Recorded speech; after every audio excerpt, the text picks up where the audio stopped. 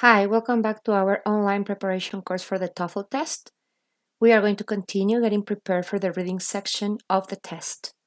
And this time, we are going to be focusing on the organization of ideas. First of all, the organizational pattern of a passage is the way that the author arranges the information to carry out his or her purpose or intent in writing the passage. This is the way in which the author organizes the information in order to complete his purpose or her purpose. There are different ways in which the authors normally arrange the information. On your screen, you have several ways. For example, the information can be organized as a description, or it can be organized as a comparison, or it can be an explanation, or it can be a process, or it can be a response. You have several ways in which the information is normally organized. So this is what you have to determine in this kind of questions. Let's look at one example. As I already mentioned, it is important that you read the question and not the passage first. First the question and then the passage. We read the question and we find the answer for the question in the passage. So in this case, they are asking you for the organization of ideas, and they are asking you about the second paragraph. So if you notice, we have letter A, provides examples to support the ideas in the first paragraph. Letter B, precedes the ideas in the first paragraph. Letter C, outlines the effect of the idea in the first paragraph.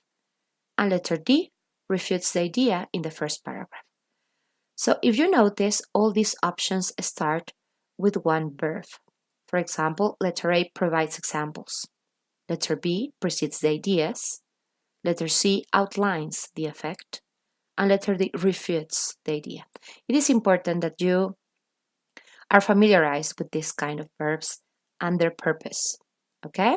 So, how do we determine the organization of ideas?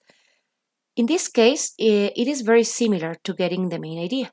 It is recommendable to read the first line of each paragraph in order to determine what how the organization of the passage was determined by the author. So, for example, in this case, we have, if asked who invented the game of baseball, most Americans would probably reply that it was Abner Doubleday. So, the first line of the second paragraph says, today, most sports historians are in agreement that Doubleday really did not have much to do with the development of baseball. So, if you notice, in this case, the answer is letter D, refutes the idea in the first paragraph. Why?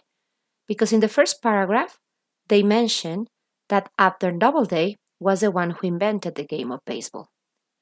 But on the second paragraph, we have that historians agree that Doubleday did not have much to do with it.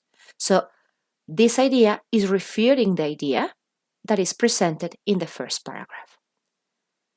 So you have to really find keywords that can help you determine how the author organized the ideas of the passage according to the different ways that we covered in the previous slide.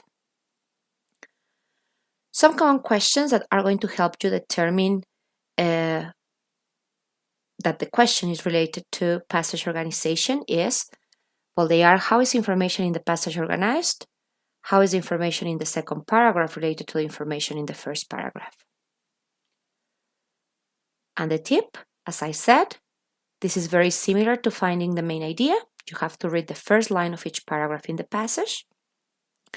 You have to look for words that show the relationship between the paragraph, and you have to choose the answer that best expresses that relationship.